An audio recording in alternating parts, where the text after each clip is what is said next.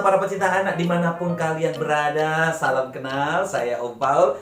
Di kesempatan perdana ini saya ingin berbagi tips and trik bagaimana menggunakan alat peraga yang kreatif dan menarik di dalam proses belajar mengajar di tempat pelayanan kakak-kakak. Tapi sebelumnya, tolong di like ya, share, komen, dan subscribe di bawah video saya ini supaya kalian tetap mendapatkan informasi video-video terbaru tentang tip and trik peraga yang menarik dan kreatif. Oke, kakak-kakak, tapi ingat pesan saya, ketika kita menggunakan alat peraga, ada aturan-aturan main yang kita harus perhatikan. Yang pertama, dalam penggunaan alat peraga dalam satu proses pembelajaran jangan terlalu banyak kakak-kakak, sehingga akan mengapurkan inti pengajaran yang kita sampaikan. Yang kedua, jangan lupa menjelaskan bahwa sulap ini bukan mujizat ya kakak-kakak. Kita bukan Tuhan, jangan mencuri kemuliaan Tuhan ya kakak-kakak ya.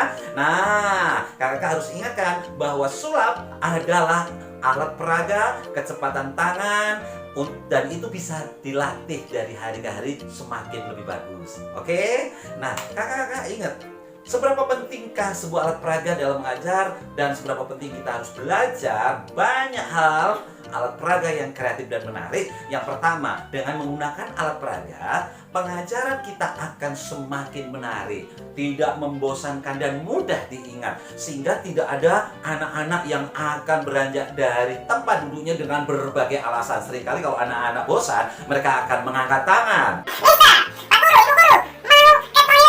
Itu tanda anak bosan. Tapi dengan alat peraga yang menarik, maka mereka akan betah dan dengar-dengaran, fokus pada apa yang kita ajarkan, dan apa yang kita ajarkan akan mudah diingat. Sebaliknya, apabila kita tidak menggunakan alat peraga, maka apa yang kita ajarkan, proses pembelajaran kita akan membosankan dan mudah dilupakan. Sia-sia pada hari ini kita sudah berjerih lelah menyampaikan segala sesuatu dengan tenaga, pikiran, tapi mudah dilupakan. Oke? Nah, tip yang akan saya berikan pertama, kakak-kakak siapkan sedotan minuman menggunakan warna putih atau warna merah.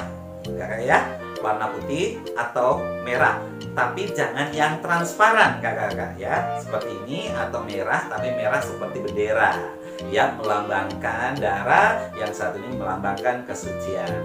Yang berikutnya adalah pisau cutter. Oke. Dan yang ketiga adalah wah ini kalung. Ya, tali bangunan ya, ini benang bangunan ya yang biasa dipakai di tempat-tempat proyek-proyek ya. Jangan usah panjang-panjang kakak-kakak, bisa 50 cm atau 40 cm, nggak masalah.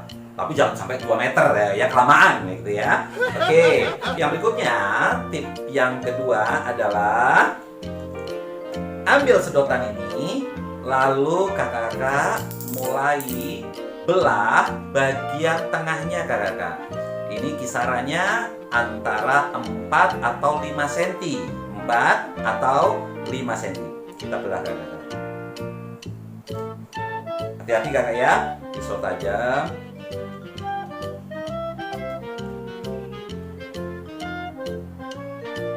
Oke, cukup kakak. Kita letakkan dulu. Setelah itu kita masukkan talinya kakak. Sementara belahan sedotan tadi berada di bagian bawah. Ya. Perhatikan. Nah, posisi tangan kita seperti yang saya tunjukkan ini.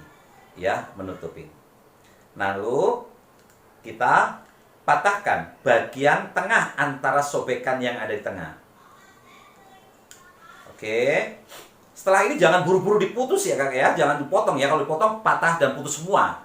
Nah, sebelum dipotong, kakak-kakak pura-pura merapikan. Oke, saya rapikan dulu. Ya, merapikan dulu nih biar sama rata. Nah, kakak-kakak tarik dua-duanya kakak-kakak. Lihat, perhatikan baik-baik.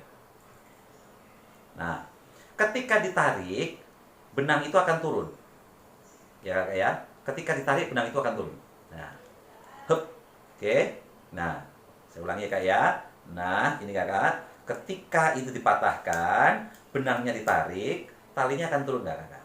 Nah, oke.